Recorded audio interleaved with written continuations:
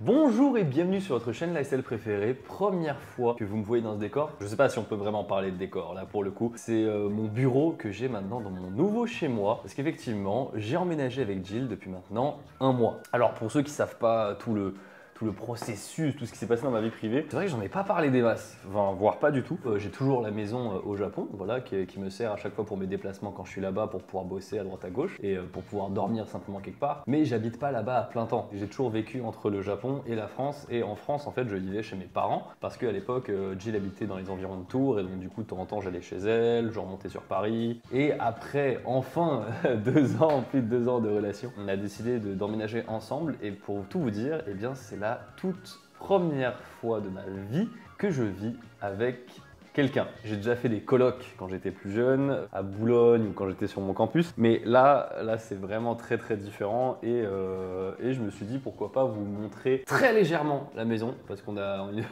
on s'est mis d'accord un petit peu avec Jill pour vraiment minimiser le plus possible la vie privée, tu vois, histoire de pas trop tout dévoiler, même si bon, il y a des moments forcément, bah là j'ai envie de tourner des trucs.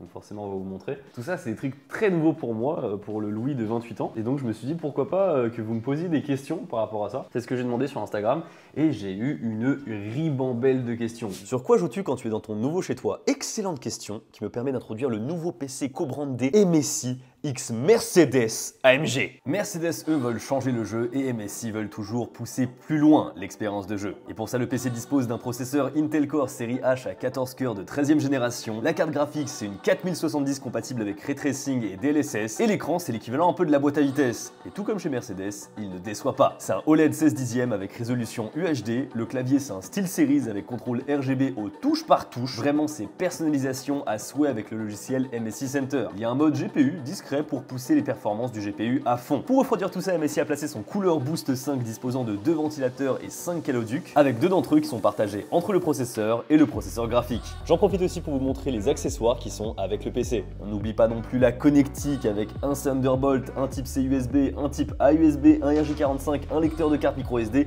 un HDMI et bien sûr le jack. Et forcément, il faut tester la bête et pour le coup, il y en a beaucoup qui ne le savent pas, mais je suis un gros fan de The Witcher 3. Oui, j'ai poncé le jeu, je l'ai terminé 2 fois, dont une à 100%. Et là, je suis en ultra avec le ray tracing d'activer. Vous pouvez voir les FPS en bas à droite, je suis nickel. Et oui, j'ai changé de pièce pour vous montrer que c'est bien portable et en plus, il est même pas branché sur secteur pour avoir ça. Vous avez le lien du PC dans la description et merci beaucoup à MSI de m'avoir fait confiance. J'aime vraiment trop l'idée d'un PC en collaboration avec une marque de voiture. Je ressors d'une grosse semaine là avec les Japonais qui sont venus une semaine pour tourner des vidéos en France. Et l'année dernière, ils étaient venus, souvenez-vous, pour la vidéo du supermarché, pour tester les sushis et pour tester le métro et des spécialités françaises. Et à cette époque-là, ils étaient venus que 2 jours et demi. Et donc on avait réussi à tourner 3 vidéos en 2 jours et demi, mais c'était le rush total, on n'avait pas le temps de faire quoi que ce soit. Cette fois-ci, j'avais un peu plus de temps et on a réussi à tourner 4 vidéos. D'ailleurs, je crois que la première vidéo est déjà sortie à l'heure où cette vidéo sort. Tout ce que vous pouvez voir ici, c'est toutes les cartes SD qui ont été utilisées pour seulement 2 vidéos. Pour ceux qui connaissent pas, en fait, c'est sur ces petites cartes-là qu'on met tout le contenu qu'on filme, nous les youtubeurs. Il y avait environ au total 3 Tera de rush. Vous imaginez bien que c'était lourd, mais on a passé une super semaine. J'ai pas fait une prod comme les gros youtubeurs avec une boîte de prod qui s'occupe de tout. C'est vraiment encore à la mano de cadreurs que je connais qui bossent pour moi, plus quelqu'un qui était là pour le making of d'ailleurs. Et on a enchaîné avec les Japonais, on est parti en Suisse, on est parti en Bretagne, ils ont testé tous les plats de chaque région française. Première question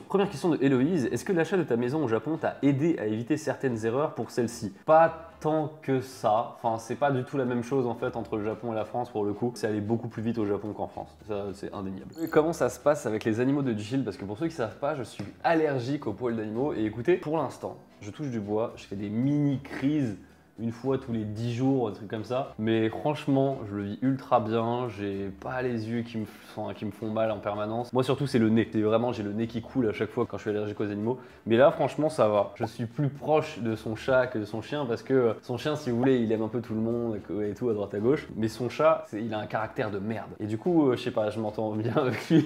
Il y a juste une chose sur laquelle Jill a dû faire une concession, c'était le fait que la chambre à coucher, il n'y ait aucun animal qui puisse rentrer dedans. Et du coup, ça se passe très bien. Là, j'ai compté là vite fait avant de tourner cette vidéo. J'ai dormi ici 28 nuits. Et d'ailleurs, On va passer à ça, mais je ne sais pas si c'est que moi ou si il y a beaucoup de gens qui sont comme moi. Avant, en tout cas, je dormais très mal quand je dormais avec quelqu'un. Vraiment, je ne fais pas de vraies nuits. Et il a fallu que j'apprenne, mesdames et messieurs, il a fallu que j'apprenne à dormir avec quelqu'un dans le lit. C'est pas facile, tu vois, je me suis habitué, maintenant j'arrive à me reposer à peu près. Il y a un truc par contre que je peux pas faire. Elle a trop envie de dormir allongée comme ça et elle pose sa tête ici, elle pose sa tête là, je ne dors plus.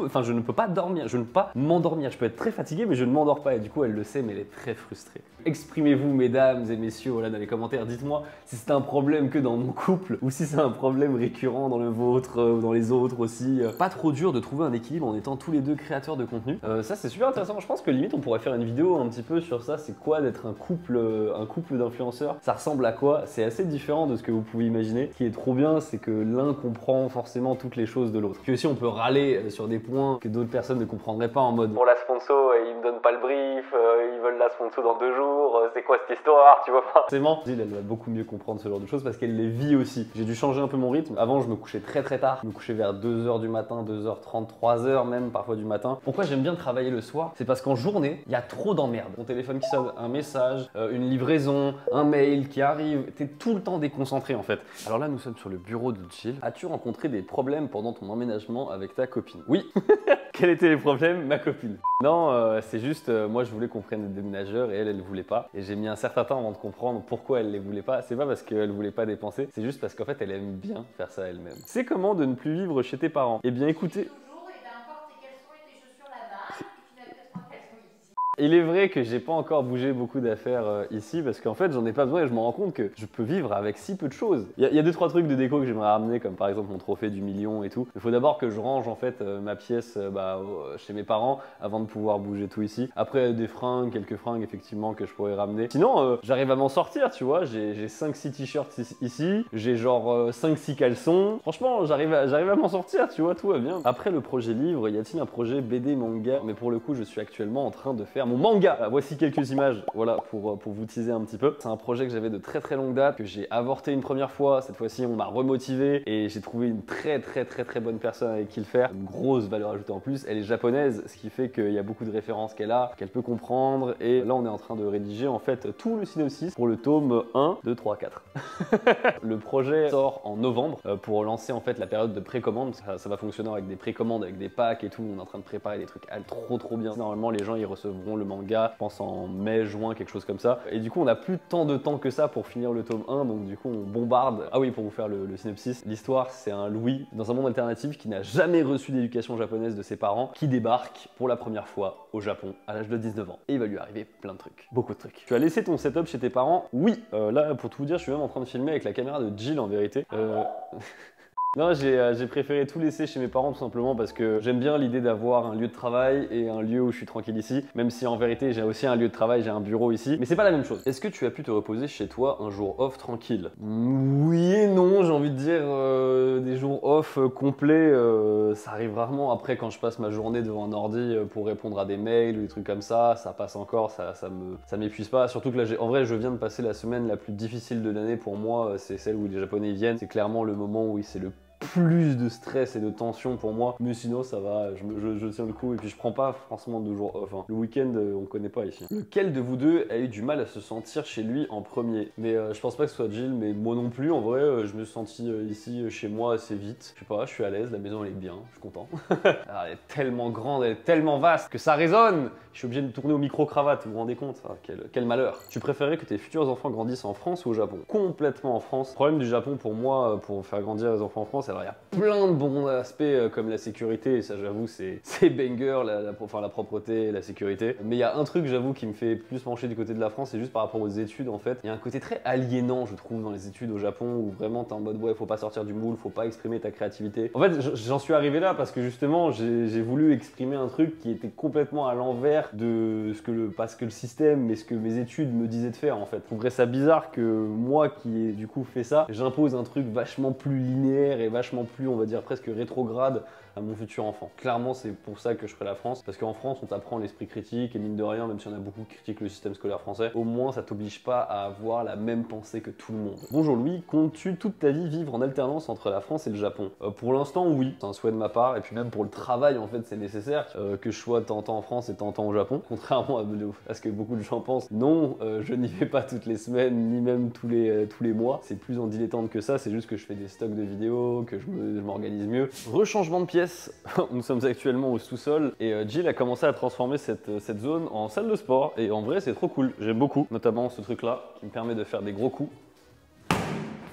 Bonjour Louis, maison française ou japonaise? Alors perso, je préfère les maisons japonaises. En fait, j'aime bien les maisons japonaises parce que quand on te la vend et quand tu l'achètes, eh bien, il y a tout qui est équipé. Genre, elle est déjà full équipée. Pas forcément en termes de machine à laver ou quoi, mais je veux dire déjà tout est un peu planifié, où doit aller, qu'est-ce qui doit aller où, tout ça. C'est vachement plus simple en fait. Et en France, t'as plus de liberté par contre. En France, t'as plus de liberté, mais tu peux avoir aussi plus de surprises. Des petites merdes à droite à gauche, des petites surprises. Au Japon, ça m'arrive pas du tout. Alors qu'en France, pour le coup, j'ai l'impression que ça arrive plus souvent de dire ah, il a mal fait le truc là, ah, l'isolation ici. Comment envisages-tu ta vie de créateur de contenu avec les années à venir? Alors, pour être tout à fait sincère avec vous, je suis extrêmement surpris d'être encore à mon prime. Oui, je peux vous le dire, je suis encore à mon prime en 2023. C'est surprenant. Et pourquoi je dis mon prime, en fait, c'est pas forcément les gens qui vont dire oh, le boulard ou quoi, c'est pas ça, c'est une question de... Si tu me poses la question, c'était quand tes meilleurs stats? Et bah, je peux te répondre que c'est toujours aujourd'hui. Je suis très surpris, notamment aussi avec la création de la chaîne Louisan TV, qui était une chaîne de rediff où je mets des trucs un peu à droite à gauche comme ça. Tu vois, je me suis dit putain, sur une chaîne de rediff, il y a déjà 80 000 abonnés. Waouh, je pensais pas que j'avais encore autant de hype, mais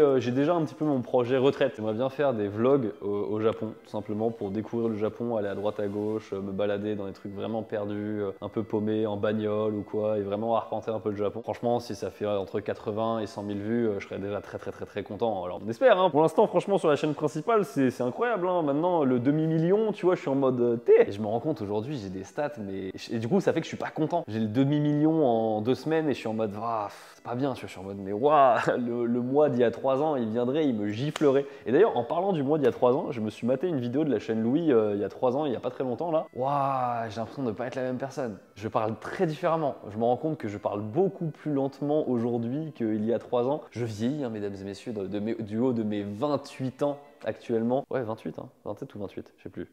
28. Non, qu'est-ce que je raconte? Non, 27. Quel âge j'ai?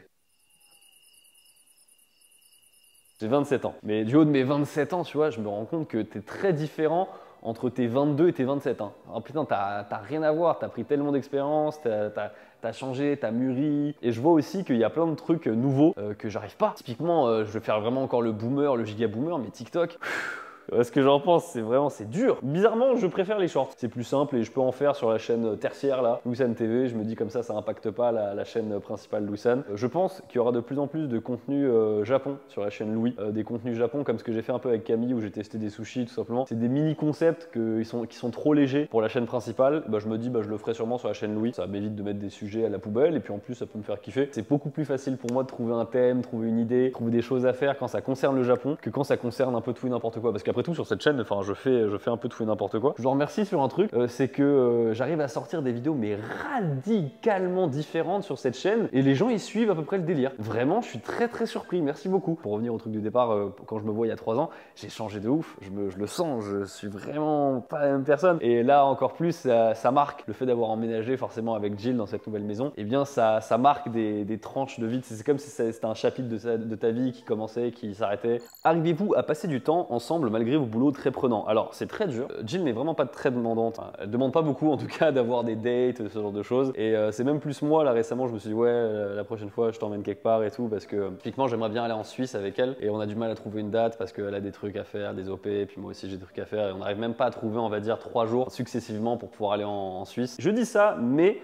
généralement quand elle est au Japon elle est un peu plus tranquille et alors que moi c'est pas le cas. Je commence à réussir à prendre un peu d'avance très doucement, très difficilement aussi. J'essaye en tout cas d'aller vers quelque chose comme ça pour pouvoir en fait m'octroyer un luxe dont je rêve depuis très longtemps, c'est de pouvoir voyager au Japon pendant 3 semaines sans caméra. Je vous en parle beaucoup du Japon, mais moi j'aimerais bien le voir un peu plus. J'aimerais bien un peu l'explorer un peu plus. C'est mon souhait en ce qui m'est le plus cher en ce moment, c'est d'avoir ce temps disponible en me disant ouais les vidéos elles sont toutes prêtes, tout est nickel, je peux me barrer, mais c'est très dur. Quelles sont tes nouvelles ambitions pour ta chaîne avec le Japon et la France? J'ai radicalement changé ma vision des vidéos. vidéos sur la chaîne principale avec le fait d'avoir des gros formats une fois par mois. Quand j'entends gros format, c'est pas forcément des prods de 5000 balles, enfin même plus que je raconte 5000 balles, beaucoup plus que 5000 balles, de 50 000 balles ou quoi en permanence, mais c'est juste le fait d'avoir un gros machin chaque mois. Et ça, j'ai vraiment senti la différence parce qu'au mois de février, on a tous subi une grosse baisse de vues, je trouve, sur YouTube. Les vidéos classiques que tu sortais régulièrement ont baissé, mais les vidéos gros projets, les gros bousins, c'est encore mieux qu'avant. C'est ces vidéos-là qui font le plus de vues, forcément, mais c'est ces vidéos-là aussi qui ont le plus d'impact. Par exemple, Luizy Affineur qui est venu au Japon, on en a parlé, mais tout le temps, tout le temps. À chaque fois que je rencontre quelqu'un, c'est ah putain, le truc que t'as fait avec le fromager, machin et tout. Et ça j'ai compris, ça marque les gens, tu vois. Et du coup, j'ai radicalement changé ma structure de vidéo, donc je réfléchis forcément en me disant, ok, il me faut une grosse vidéo par mois. Donc, pour revenir à la question, mes nouvelles ambitions pour la chaîne avec le Japon et la France, c'est tous ces crossovers que je vais faire avec d'un côté les artisans français que je fais venir au Japon et les Japonais qui découvrent un petit peu ça ici en France. Il y a aussi une grosse vidéo que j'espère pouvoir tourner fin d'année. Là, c'est vraiment, je vais avoir besoin d'une prod un peu à la Squeezie ou Inoxtag pour vraiment avoir une prod parce que j'ai envie de faire une battle entre deux chefs sushi. D'un côté, un chef sushi français et de l'autre côté, un chef sushi japonais. Ils vont s'affronter et va y avoir un jury composé de moi plus d'autres youtubeurs. Voilà. Comme idée que j'ai, je me dis ça pourrait être bien ça pourrait être trop bien même, mais il faut lâcher un gros chéco, c'est déjà avoir l'acceptation de la part de ce monsieur. Tu sais, j'aimerais bien faire un truc en mode j'emmène Philippe Etchebest juger les plats français au Japon. Le banger absolu, je suis désolé, ça serait trop bien. Eh bien écoutez, c'était à peu près les questions qu'il y avait. J'ai beaucoup parlé, j'ai pu un peu me confier à vous, je suis plutôt content. Donc voilà à quoi ressemble ma nouvelle vie, mon changement de vie en France. J'habite toujours entre la France et le Japon, j'ai pas vendu ma maison au Japon, c'est juste que maintenant en France, je ne vis plus chez mes parents. Sur ce, écoutez, merci beaucoup d'avoir regardé cette vidéo, n'hésitez pas à lâcher un pouce bleu et à vous abonner, je vous dis à la prochaine.